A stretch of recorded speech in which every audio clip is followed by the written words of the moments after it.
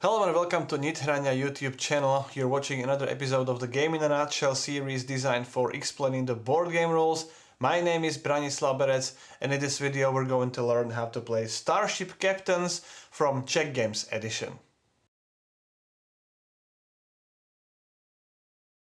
To set the game up, use the side of the game board which is intended for your player count. I'm going to set up a 3-player game, so I'm going to use this side. Then this is the round track. For this second round, place this home station tile in this space and 1 medal per player in this space, so 3 medals in a 3-player game. For the third and fourth round, as this symbol indicates, place 1 grey figure per player, so that's 1 cadet per player. Then shuffle these triangle tiles and deal 1 of them randomly to each planet on the game board. So it may look like this when you're done. Don't place any tokens on this home station. And note that these 2 tokens are only used in a 4-player game. Then shuffle this deck of mission cards and place them face down on the game board. And then replace each mission tile with 1 card from the deck. These 2 station tiles are also flipped face up so that their effect is visible. Furthermore, slide the matching station card under these 2 station tokens. Then shuffle these pirate tokens and randomly place 1 on each skull symbol on the game board face up. Then shuffle this deck of tech cards. Those are cards with a blue background and symbols alpha or beta, they're all mixed together. And deal 5 of these cards on the first 5 spaces of this board. Again, make sure you use the board for your player count. Then shuffle the deck of these Omega cards and randomly deal 3 of them on the last 3 spaces. And one additional note, you have to deal out the Alpha cards. If you take the Beta card, just set it aside, deal out the Alpha cards and then reshuffle the tech deck. Then take these faction tracks, they are double-sided, so randomly choose which side you want to use. And for each faction track, shuffle the deck of corresponding event cards, randomly choose 1 and place it in the middle of the track. This tin can track only comes with 1 event card, however, it also receives 1 random alpha tech card. Then each player chooses a color and takes the player board of that color, and also 1 tech board. This tech board is double-sided, so make sure each player uses the same side. Then place 1 damage marker in each space of this tech board and also your player board that has this damage symbol. Place 5 of these promotion rings in these spaces, 1 medal which is placed here, and then 1 ensign of each color plus 1 cadet, which are all placed in this ready room, and 1 ensign of each color in the queue, and the colors are indicated by these dots in the first 3 spaces. Then take your ship, place it on this home station space, randomly select the first player who will get this first player token, place 1 of your faction marker on the starting space of each faction track, and we're ready to start the game. In Starship Captains, each player becomes a captain of a new, or rather refurbished, star cruiser and is going to fulfill various missions over the course of the game. The game is played over 4 rounds, and each round players take turns, starting with the first player and then continuing in a clockwise direction. And on your turn, you must choose 1 of the following 3 options. The first option is to activate a room.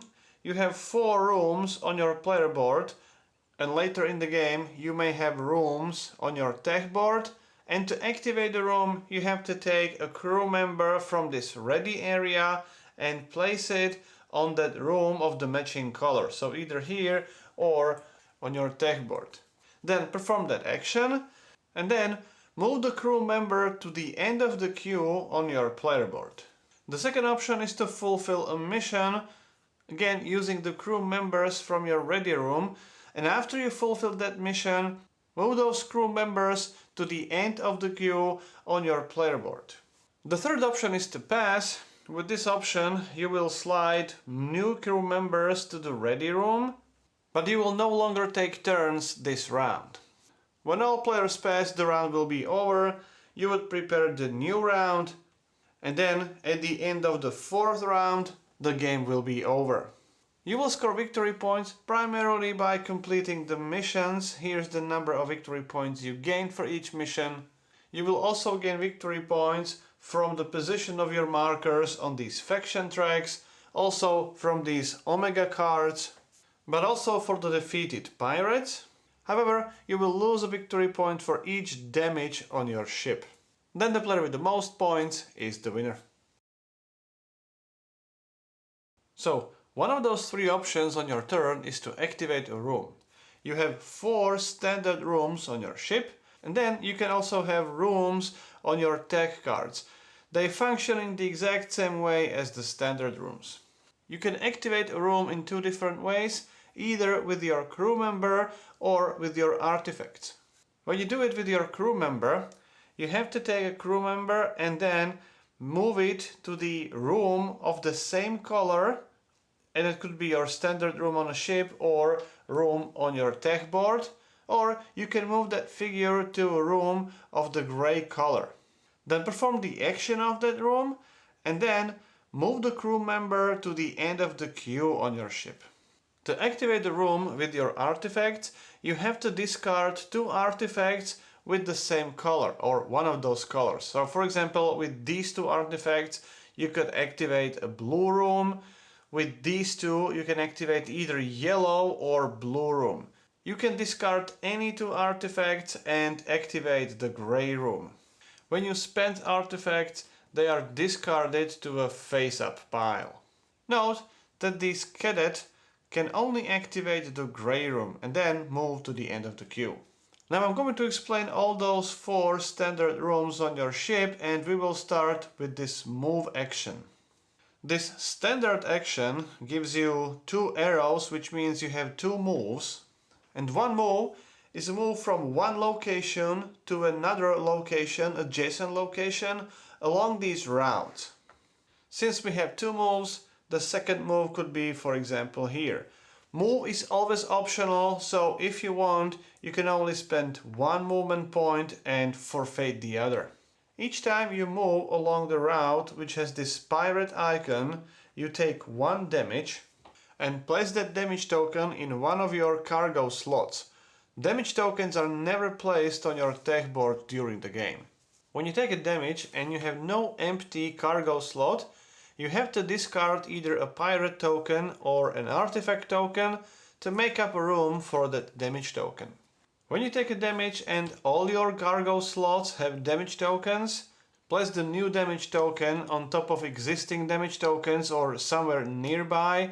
There is no limit to how many damage tokens you can have on your ship, but obviously the more damage you take, the more difficult it's going to be to repair that damage.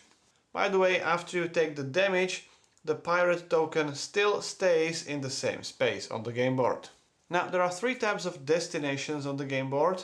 These destinations are missions. Moving to a planet with a mission without any other ships is usually your best move, because on your next turn you can complete that mission. The first player who arrives on that planet reserves that mission card for themselves. Any other ships that would land on that planet are placed somewhere nearby to indicate which ship is the first one and which ships arrived later. The second type of destination are these stations. When you land on that planet, or to be precise, when you end your movement on that planet, perform all the effects on that tile and then move the tile to the round track. That means each of those tiles can be used maximum once per round, and then when any other ship would arrive at that space, nothing happens. And finally, the third type of destination are these triangle tiles. They do nothing, so when you end your movement there, nothing happens, but later in the game, the mission card may be placed in this space. When you take an action with this symbol, which is again an arrow which looks similar to these arrows, however this one has a circle around or a planet, it's the jump action.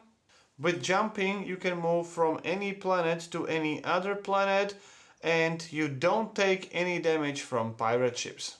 Then when you take an action with this symbol, which is either here in the yellow room on your ship or on some other tech cards, you may fight pirates. You may choose any one route which is leading from your current location and fight the pirate in that location. When you do, you have to take 1 damage, which we have already described, and then take the pirate token, take the benefits from that token, and place that token face down in your cargo.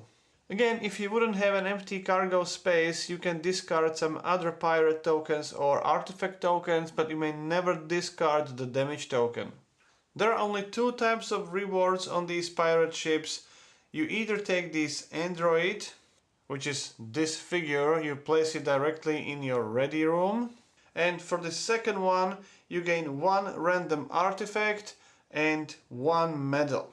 Place the medal in this space on your player board and choose 1 random artifact from the general supply.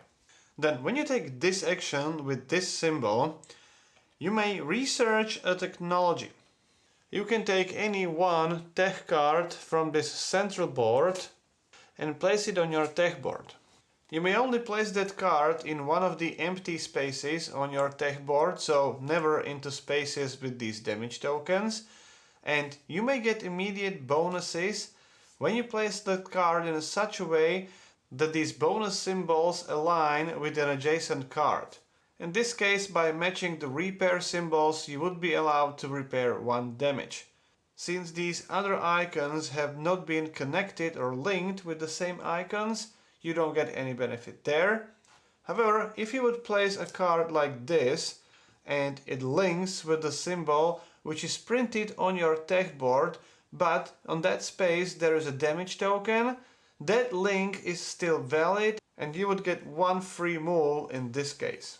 When you gain more than 1 type of effect after playing the card, for example here we have the move effect and the medal effect, resolve those effects from top to bottom. At the end of your turn, refill the empty space with a new card from the deck.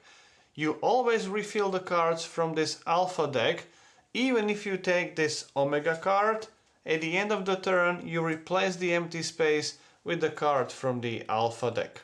Then, when you activate the room with this symbol, you may recycle a tech, and that allows you to take a card from your tech board, place it on a discard pile, and choose the new tile from the central board and place it on the same space, so essentially you replace that technology. Again, if you make any connections, you gain those bonuses immediately. However, note that with this action you don't necessarily have to replace a tech. You can use it as the standard research action and place a new card on an empty space. There are 3 types of tech cards. These are rooms, these are special effects, and these are endgame scoring effects. And finally, this action, the repair action, it can be taken by the figure of any color, and for each symbol, for each wrench symbol, you can remove 1 damage token either from your tech board or from your cargo board. If you have some excess damage, which means all your cargo slots already have a damage and then you have additional damage tokens, when you perform the repair action, always start removing those excess damage tokens, and only when you remove all of them, you can start removing the damage tokens from your cargo slots. Another option on your turn, instead of activating a room, is to complete a mission. To do that, you must be on a planet with a mission, and that mission card must be reserved for you. In addition, your ready room must have enough crew members to perform the action. So, to complete the mission, take the mission card from that planet and place it in your mission slot on your player board, and then you have to assign your crew members to those mission objectives, to these mission lines. You can assign the crew members of any color, you can even send cadets, but ideally you want to have the crew members of the same color as the line there. And then you will resolve the mission lines from top to bottom. If the color of the crew member matches the color of that line, you may carry out all the effects on that line. Here you would be able to perform 2 repair actions. And if the color of the figure doesn't match the color of the line, nothing happens and you are not allowed to perform the action of that line. However, all those effects are optional, so even if you match the color of the line, you don't have to perform those actions if you don't want to. In that case, however, you have to ignore the entire line, not just one of the symbols. Then, after completing the mission, slide your crew members to the end of the queue and make sure you keep the order of the crew members. Then flip the mission card face down and keep it in your play area. You will score victory points for that mission at the end of the game. Then take the highest number triangle tile from the game board and place it now face down on the planet where you took the mission from. And then draw the new mission card and place it on a planet which now has no tokens on it. That means that the next time any player completes a mission, that would make the empty space on that planet. You would follow the same process, so this time take the highest number token, which is now number 4, place it face down on that planet and deal the new mission card to this space, which is now the only space without the token. So this way these tiles do some kind of a countdown, and when you move the tile with number 1 to an empty location, a pirate uprising takes place. Place one pirate token with the skull side up on each triangle with the number. Then you would reveal those tiles face up, and for each location find a route with the same color as the color of the pirate, and if there is no pirate on that route, place the pirate token on that route. If the matching route from that planet already contains a pirate token, because it's still there, for example from the setup, discard the pirate token that was placed here during the uprising. When you're done with those pirate tokens, flip all the numbered tiles face up. Now the new countdown begins. When you assign crew members to the mission cards, if you have the mission line with this color, it's the color of those androids, you may assign any crew member to that line, which means that line will be ignored, but if you assign an android to that line, you will be able to perform the action there. However, unlike other crew members, which after resolving you slide to the end of the queue, these androids are one-time use and then they are returned to the general supply. At the beginning of your turn, before you take an action with your crew members, either by activating a room or completing a mission, you can train and promote your crew members. You can only train the crew members in your ready room. You can train a cadet by spending one medal token, return that cadet back to the general supply and replace it with a crew member of any color of your choice. You can also retrain your crew members. Again, it costs one medal token, and you can take the chosen crew member and return it back to the general supply and replace it with a crew member of another color. Then, when you spend 3 medal tokens, you can promote one of your crew members to a commander. To do that, take one of these promotion rings and place it on the chosen crew member. Since you have only 5 promotion rings, you may have maximum 5 commanders. And by the way, there is no limit to the number of medal tokens you can have on your player board. These commanders are special units because they can complete 2 tasks. The first task is the same as for regular crew members, so either activating a room or the room on your cards, or by completing a mission. Then the second task can be the extra work, or commanding the subordinate.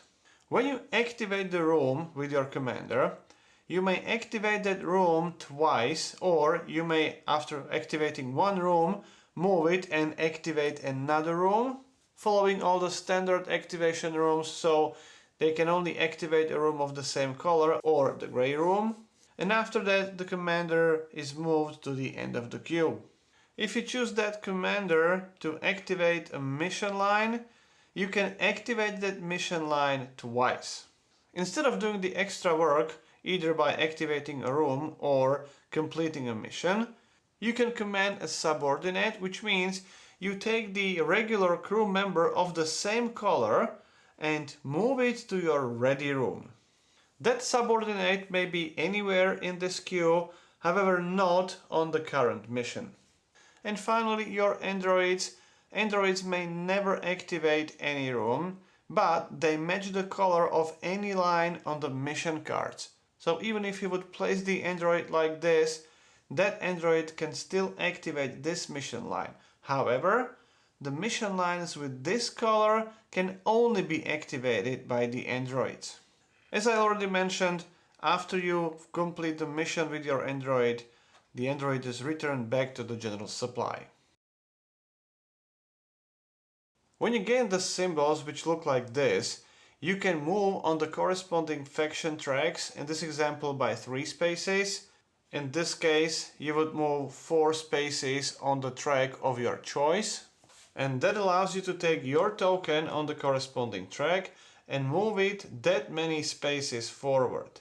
When you reach or pass these bonuses, you take those bonuses immediately, and if any player reaches this space, this area on the faction track, the event on that track is triggered.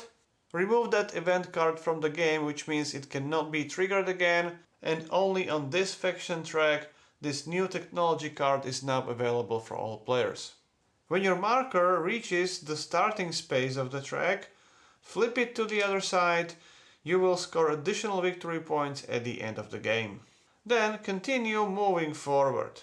If you manage to get to the starting space again, take the trophy token for the corresponding track. Those will be additional points at the end of the game, and keep the trophy somewhere next to your player board. Although we have 3 faction tracks, if the event is triggered on the first and then on the second faction track, no more events are going to be triggered, which means you can also discard the event card from the third faction track. Players will still gain victory points and the bonuses from that track, only the event will not be triggered. If you have no more crew members in this ready area, or if you still have some of them but you don't want to use them, you must pass. Once you pass, you take no more turns in the current round. Then slide the figures from the queue to your ready area until there are last 3 figures in the queue remaining. All other crew members are now in the ready area, available for the next round. Then at the start of the next round, distribute the new supplies from the headquarters evenly.